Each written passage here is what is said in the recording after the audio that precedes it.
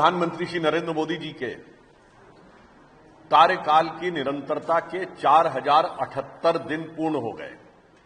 इसके द्वारा श्रीमती इंदिरा गांधी जी के कार्यकाल के रिकॉर्ड को पीछे छोड़ते हुए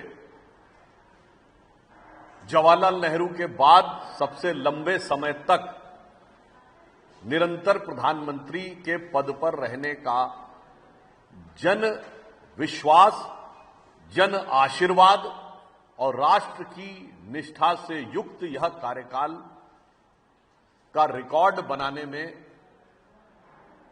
जो प्रधानमंत्री जी का योगदान रहा है, उससे हर भारतवासी हर्ष का अनुभव कर रहा है। जहां एक तरफ पूर्व के जो दो प्रधानमंत्री हैं, उनके कार्यकाल में निरंकुशता के काले अध्याय रहे, तो यहां विकास के स्वर्णिम अध्याय रहे। और प्रधानमंत्री श्री नरेंद्र मोदी जी जन समर्थन के द्वारा चुनकर आकर प्रधानमंत्री पद पर आसीन होने वाले प्रधानमंत्री हैं, जबकि इंदिरा जी और नेहरू जी दोनों पहली बार जब प्रधानमंत्री बने तो जन समर्थन के द्वारा नहीं, परिस्थितियों की अपरिहार्यता या परिस्थितियों के राजनीतिक दांवपेच के बीच में से बने थे।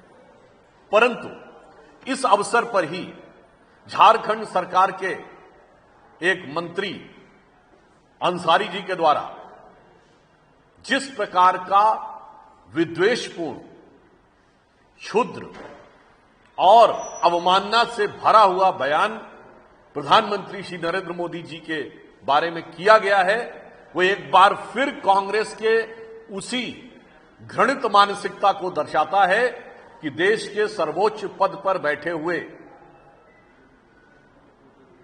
एक चाय बनाने वाले के बेटे, जो लोकतंत्र के, भारत के विकास और विराट स्थिति के प्रतीक के रूप में बैठे हुए हैं, उनके बारे में उनके बचपन, उनकी पृष्ठभूमि और व्यवसाय को लेके इस प्रकार का घृणित कमेंट, ये उन्हीं कमेंट्स की श्रृंखला में से एक है जिसमें कभी मोदी जी की बोटी बोटी करने की बात, तो कभी कब्र खोदने की बात, कभी उनके ऊपर वर्ग, जाति, समुदाय के सूचक शब्दों के द्वारा अपमान करने का प्रयास किया जाता था।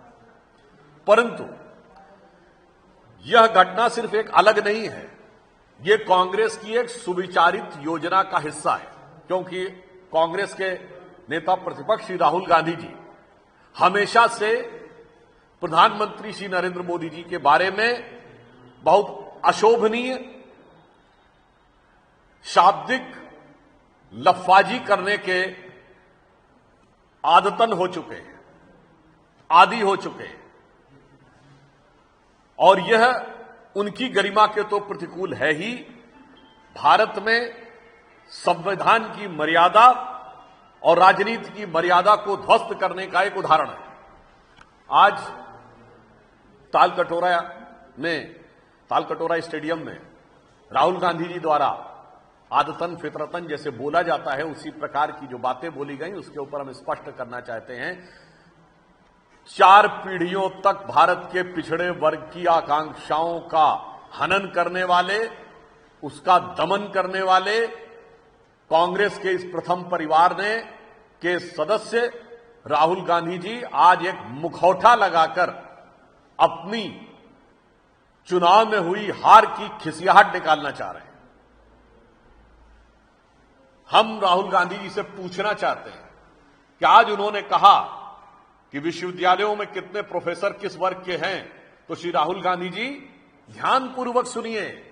विश्वविद्यालय में प्रोफेसर बनने के लिए पहले व्यक्ति असिस्टेंट प्रोफेसर में सेलेक्ट होता है, फिर निश्चित समय के बाद वो एसोसिएट प्रोफेसर तक पहुंचता है, फिर निश्चित समय के बाद सिलेक्शन के द्वारा प्रोफेसर बनता है। ये कांग्रेस का अध्यक्ष पद नहीं है कि आप पैदा हुए और सीधे आपको ले जाकर बैठा दिया गया। मैं पूछना चाहता हूं, आज जो भी लोग हैं वो 15-20 साल पहले आए होंगे, वही बने होंगे। मैं विनम्रता और चुनौती से पूछता हूं, कांग्रेस बताएगी 2004 से 14 के बीच में इन्हीं विश्वविद्यालयों में कितने असिस्टेंट प्रोफेसर SC, ST और OBC के बनाए थे?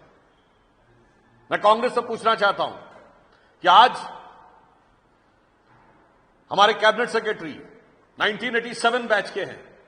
उस समय कांग्रेस की सरकार नहीं, राजीव गांधी जी की सरकार थी, राहुल गांधी जी आपके पिताश्री की सरकार थी। IAS में कितने OBC थे, कितने SC थे, कितने ST सेक्रेटरी थे?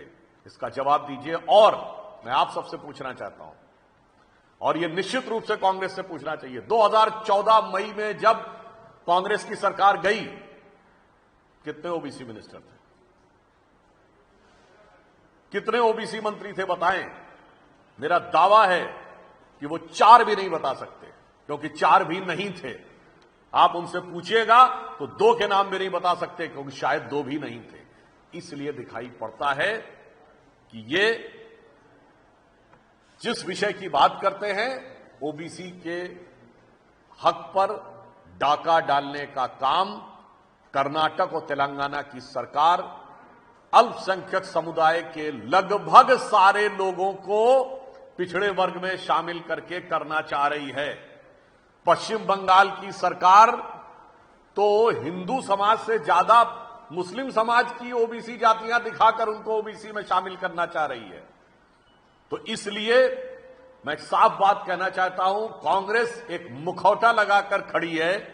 इस मुखौटे के पीछे का असली सच यह है कि बाबा साहब अंबेडकर ने जो पिछड़ों और एससी को आरक्षण का अधिकार दिया था, उस इबारते बाबा साहब अंबेडकर को इस मुखौटे की आड़ में ये इमारतें शरिया में तब्दील करना चाह रहे हैं।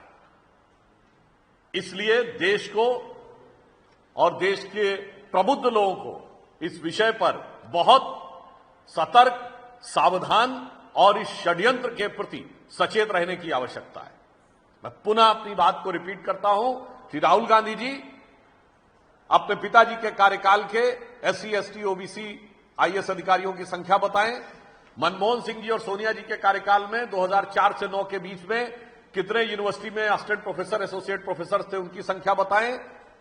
और अब यह बताएं कि मुस्लिम समाज की कितनी जातियों को उन्होंने ओबीसी में इंक्लूड क्यों करवाया है, और इसके द्वारा वो किसके हक के ऊपर डाका डालने का प्रयास कर रहे हैं। धन्यवाद।